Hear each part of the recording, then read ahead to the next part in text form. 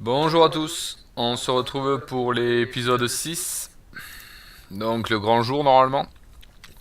Ça c'est un morceau de vidéo que j'ai oublié de vous mettre hier en fait, c'est quand j'ai rebranché le démarreur, c'était hier, hein. C'était dans l'épisode 5 en fait, bon j'ai oublié. Donc en fait on raccorde l'arrivée de la batterie au démarreur, donc sur le boulon de 13. Voilà, il y a la patte qui tient le câble qui gêne un peu. Voilà, elle va venir se mettre là après. Voilà. Sauf qu'elle veut pas tenir, bien entendu. Voilà, je rate où est-ce qu'elle peut aller, mais il me semblait bien que c'était là. Voilà. On va la mettre ici. Donc, ce câble-là, vous ne l'avez pas, ce petit. Voilà, j'ai retiré celui que vous avez normalement sur un GT normal, classique. Le fil du démarreur. Normalement, il arrive avec le faisceau d'origine, depuis le côté de la boîte. Alors moi, me demandez pas pourquoi ils ont fait ça, et ils ont tiré ce fil en plus. Donc, me demandez pas pourquoi. Donc, j'avais vu qu'il y avait ce fil. Comme c'est pas moi qui l'ai démonté, en plus, je savais pas trop, mais je trouvais bizarre qu'il y avait ce fil qui arrivait là. Donc du coup, je l'ai branché et on avisera derrière si ça veut démarrer ou pas, de toute façon. Voilà, et là, ouais, là je mets un boulon de 13. Petit boulon, voilà, pour tenir la patte. C'est la patte qui tient le fil qui descend depuis la batterie. C'est pour éviter qu'il aille toucher le collecteur et qu'il aille toucher partout. Donc là, niveau alimentation plus, on est bon. Donc, en vis, voilà. Comme ça, au moins ça tiendra. Le fil se promènera pas. Voilà. On est bon. Ensuite, on revient. On avait déjà remonté le demi-train côté conducteur, côté gauche. Donc il nous restait le demi-train côté droit. On a vu hier comment on remettait le cardan au niveau de la boîte et la goupille. Donc maintenant il nous reste l'autre côté. Côté moyeu. Donc du coup, comme l'autre côté, par contre là, on met directement les vis. Pour pas aller se faire embêter par le cardan après qui va venir embêter pour remettre les vis. Voilà. On tire le moyeu vers nous suffisamment pour pouvoir rentrer le bout du cardan, voilà. Une fois qu'on y est, on se met en face. Il faut être bien en face de toute façon, il suffit qu'on soit un peu haut ou un peu bas, voilà, on voit qu'il bouge. Il rentre pas, il faut vraiment être comme il faut, les dents comme il faut. Voilà. Voilà, et hop, il rentre tout seul. Enfin, dans la théorie, ça rentre tout seul. L'autre côté, je sais pas pourquoi, il avait pas voulu, et là, il est rentré convenablement. Donc là, ben, on n'a pas besoin de lever le... On peut mettre les deux écrous tranquillement. Hop, on fixe. J'essaie de le faire prendre la main, voilà. On met le gros du cardan. Pour l'instant, de toute façon, celui-là, on ne le serrera pas. Et celui de la, voilà, celui de la rotule de direction, on le met en place aussi. Parce que ce que j'ai fait, voilà, c'est que j'ai coupé. Hop. On va revenir pour resserrer. Et en fait, le resserrage, je voulais passer en vitesse accélérée. Parce que, comme toujours, on va voir tourner des vis, ça va un moment.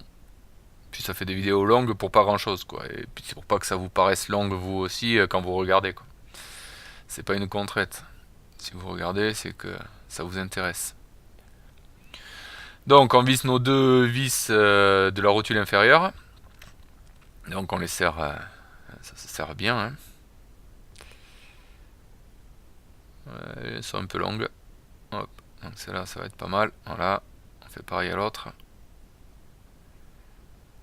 Ok. On est pas mal. Oui, la rotule de derrière. Je sais pas ce que je suis en train de bidouiller. On la voit pas bien. Je sais pas redéplacer la caméra. Bon, en fait, de toute façon, elle prend pas. Donc on vient se positionner dessous et on la soulève.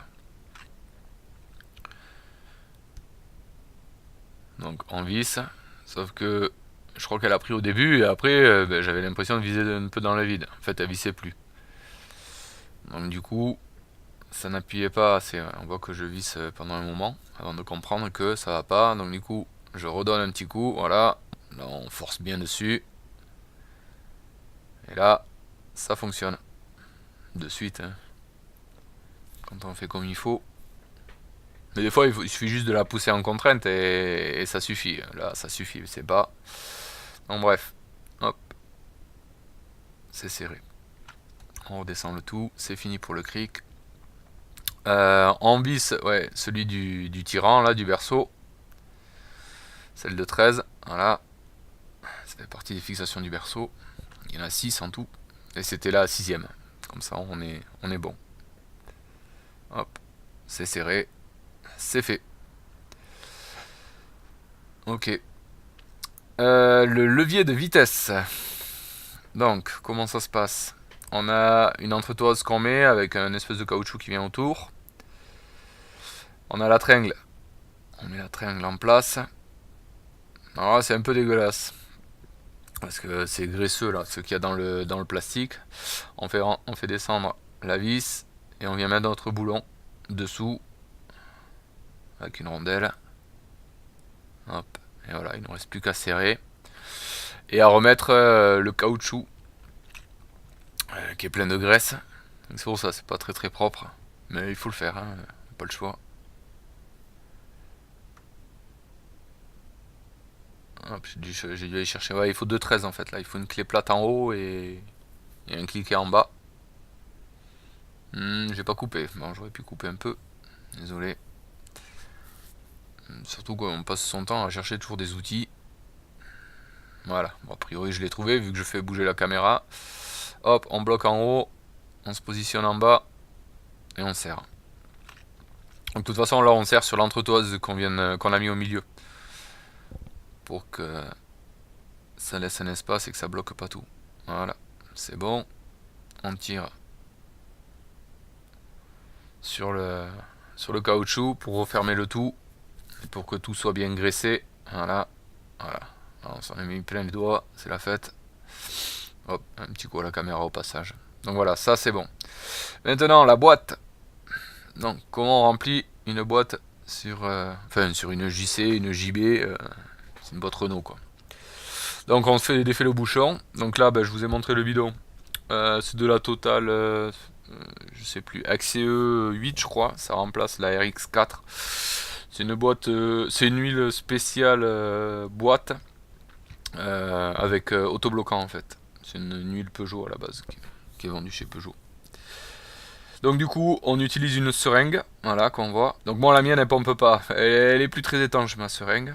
Donc je m'en mets plein les doigts, en fait, en gros. Donc, ouais, je vais ouvrir tous les... Donc nous, elle fait 3 litres, je sais plus combien la boîte. Elle fait plus de 3 litres, donc de toute façon, on sait qu'on va rentrer, c'est des bidons de 1 litre. Donc on sait qu'on va rentrer minimum 3 bidons, voilà. Je crois qu'elle fait 750 millilitres la seringue.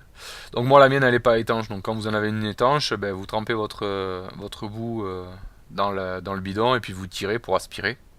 Et ensuite on se repositionne dans le trou. Donc bon là on est en face, on n'a pas de pare-choc, on n'a rien, donc on peut le faire facilement. Sinon on le fait depuis le haut, hein, depuis le dessus. Bon moi ma seringue elle est un peu vieille. Passe le 3 quarts de son temps dehors, mais bon, de toute façon, je crois que c'est des seringues premier prix, pas bien étanches. Cette seringue n'a jamais été bien étanche. Donc, du coup, on met le piston en bas, on remplit, on referme et on pousse pour envoyer l'huile dans la boîte, en fait, tout simplement. Et ça, on fait, donc, c'est jusqu'à débordement, donc au niveau du bouchon. Enfin de là où je suis en train de remplir, à un moment donné ça va déborder. C'est le niveau, tout simplement. En sachant que moi je suis un peu en l'air. Enfin il est un peu de. Ça se fait le plat à plat normalement. Moi je suis sur les chandelles, donc du coup je venais un peu en l'air. Bon enfin c'est pas bien grave. C'est pas pour les 100 millilitres que je vais mettre en plus. Donc là ouais j'ai le piston qui s'est bloqué parce que c'était en bas et que ça s'était infiltré. Donc on re-remplit. Voilà, donc on renouvelle la manipulation autant de fois qu'il le faut. Hein. Voilà, jusqu'à ce que ça, on ait la goutte qui dépasse. Le truc c'est que, enfin, c'est crado, ça pue. L'huile de boîte, c'est pas ce qui sent le meilleur. Hein.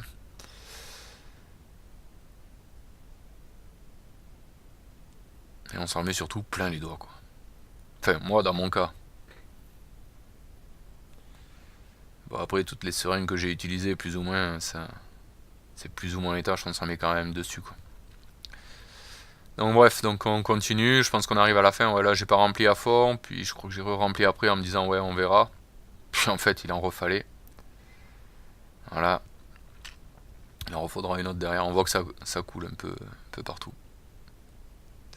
Enfin, j'en mets pas beaucoup, hein. On voit qu'il y a dans le carton, il y a pas des litres non plus, mais ça suinte, quoi. Donc hop, un dernier coup. Donc après, j'ai pas fait les fonds de bidon, hein, donc du coup, on n'est pas à 4, on n'est pas à 4 litres. J'ai pas utilisé 4 litres. De toute façon, celui-là, je l'ai pas vidé non plus. Il en restait un fond. Parce qu'après, du coup, j'ai retourné les autres bidons dessus pour remplir un seul bidon. Enfin, pour récupérer ce qui était récupérable. Voilà, là, hop, je remets dedans. Ok, ça c'est fait. Alors là, on nettoie, hein, forcément. On a foutu un peu partout. Donc maintenant, on passe au circuit d'huile. Parce que je remets le radiateur d'eau, mais c'est pour le circuit d'huile. Parce que quand on va vouloir démarrer, il faut que le circuit soit fermé. Donc on repositionne le radiateur. Rien de bon, bien compliqué. On le repositionne en bas. Et en bas, en fait, il y a 2 caoutchoucs dessous, sur les 2 picots. Et tout simplement, les deux rentrent dans 2 trous. Donc là, voilà, je regarde où est-ce qu'ils sont les trous. Et on le positionne. Et on pousse vers le bas. Pour qu'il se clipse plus ou moins. Enfin, il s'enclenche dedans. Voilà. Donc là, je suis en train de le décaler. Voilà, on a vu qu'à droite, il s'est pris. Et voilà, à gauche, il s'est pris. Donc du coup, la graffe du dessus, on la met en place. Voilà, notre radiateur est fixé. On positionne nos 2 durites d'huile. Donc elles sont prises sur le côté. On les met en place. Voilà, j'en ai mis une. Je mets l'autre. Je vais déplacer la caméra pour vous montrer. Bon, il n'y a rien d'extraordinaire. Voilà. On en a une en haut, on en a une en bas. Bon, en plus, on n'y voit pas grand chose. Je pensais qu'on y verrait un petit peu mieux. Ouais, il y a cette patte là en haut. Je sais pas, j'ai bataillé un peu avec au début. En fait, du coup, après, je l'ai re-enlevé parce que du coup, ça me donnait du mou en bas pour me mettre bien en face. C'est les 2 durites qu'on a mis sur le filtre à huile. Donc, du coup, c'est des durites rigides. Donc, c'est mieux d'avoir un peu de mou pour pouvoir les branler un peu dans tous les sens pour pouvoir entrer les filets. Donc voilà, donc on les serre à fond. Hop, quand ça veut pas rentrer, on gesticule un peu dans tous les sens, tout simplement. Voilà, donc on les serre à fond. Tout simplement. Pour pas que ça fuite. Hop. Voilà, j'ai accéléré, hein, toutes les vidéos, je les ai accélérées un petit peu, de façon à ce que ce soit le moins long possible quand on le visionne. Peut-être que les premières, elles ont été un peu longues. Voilà, l'avantage c'est que on fait périphérique par périphérique, enfin élément par élément, donc du coup j'ai l'impression que c'est un peu plus facile à voir, à regarder, plutôt que quand on est en train de bidouiller sur la mise en place de la boîte pendant une demi-heure, alors qu'on met 4 boulons. Et qu'on la met, qu'on l'enlève. Mais bon, c'est le but du jeu, il faut y passer. Donc là, j'essaye de mettre ma pâte du mieux que je peux. C'est pas terrible, elle est pliée, un peu tout est plié là. Donc ouais, on va s'en profiter pour se mettre la durite inférieure du radiateur. Voilà, hop. Donc rien de bien compliqué. Il faut juste avoir un peu de place pour passer les mains. On fait descendre notre collier. On serre notre collier. Voilà. On serre bien notre collier justement. On voit sur le berceau, on voit un petit rond en alu là. C'est le picot que je vous disais. C'est ce qui vient se mettre en place. C'est le radiateur. Ah ben là on le voit un peu bouger. Il y a un caoutchouc autour et on descend le mettre en place en fait tout simplement. Donc là on serre notre durite. Hop, voilà, c'est fait. Important. La masse du moteur. Donc elle est prise sur la caisse. Donc ça c'est sur tous les GT c'est comme ça. Sur toutes les Super 5 même c'est comme ça. Donc il suffit de la présenter au fort et puis on met notre boulon. On serre. Et voilà.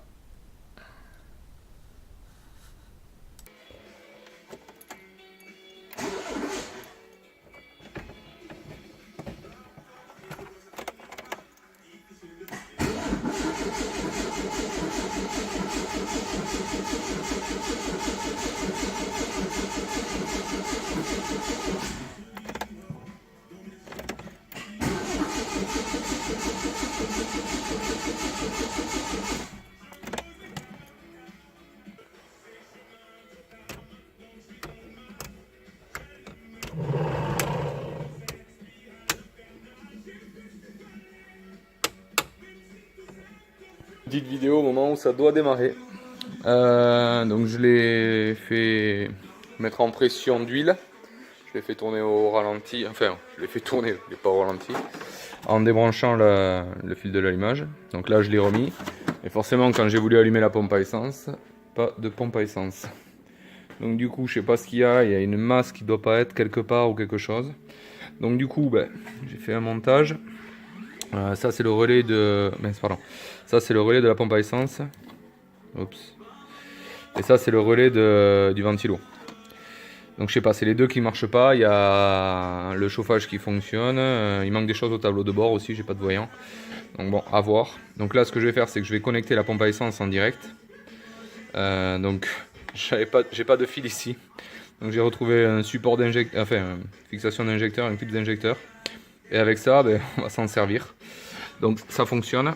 Par contre, ouais. Je vais essayer de vous fixer le téléphone pour que vous voyez. Tac tac. Donc on fait comme ça. Et là la pompe à essence fonctionne. On va aller mettre un coup de clé.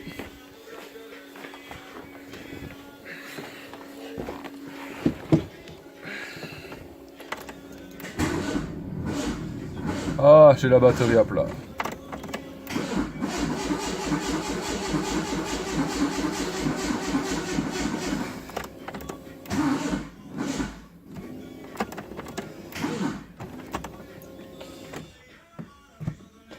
Un booster chez mon collègue JM Auto. Merci à Jonathan. On va donc réessayer.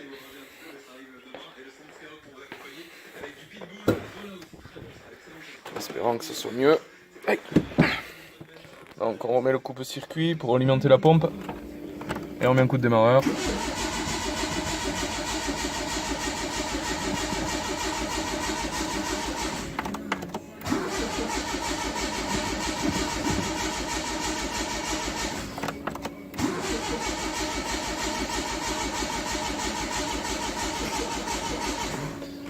Il aurait dû quand même là. Le truc, on n'entend rien du tout. Du coup, je sais pas si mon problème de masse me bloque pas. Lui. Je sais pas si j'ai de l'allumage ou pas du coup. Ici il y a ce relais.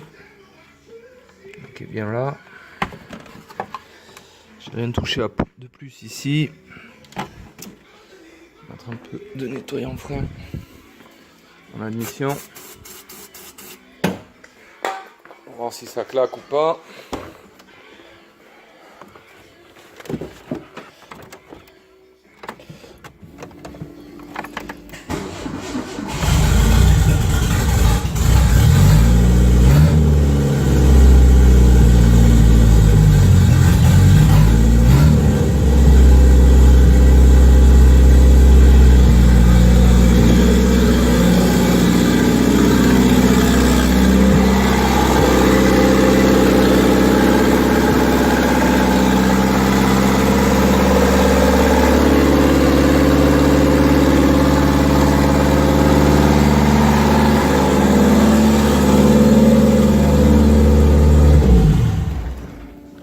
Je recoupe vite. Comme j'ai pas, il est pas en eau en fait, parce que j'ai pas le thermostat ici, tout simplement. Donc du coup, j'ai pas pu remettre la grosse durite. Mais bon, ça a démarré. Donc c'est une bonne chose. Donc il avait juste besoin d'un peu de star pilote pour démarrer. On va remettre un coup juste pour contrôler qu'il arrive à démarrer. Mettre coupe-circuit.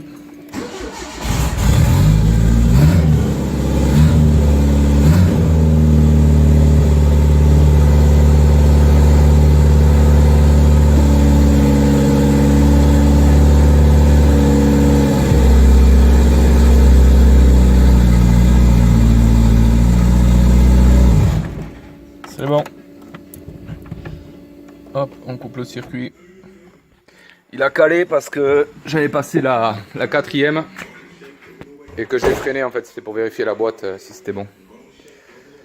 Allez, parfait. Donc maintenant on peut aller, je vais aller chercher mon thermostat. Bon après j'ai autre chose à faire là maintenant. Mais bon, je voulais au moins l'entendre démarrer. Je vais pouvoir ramener le booster à mon collègue. Donc voilà ce qu'il en est.